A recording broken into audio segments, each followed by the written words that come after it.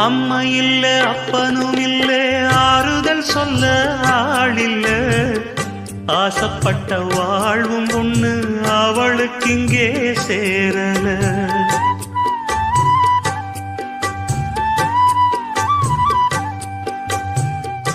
ஆளான நாளிலிருந்து ஆசையும் வச்சா மாறல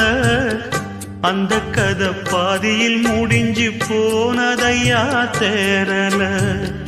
பச்சை மண்ணு ஒன்னால பல பழி சுமந்தா தன்னால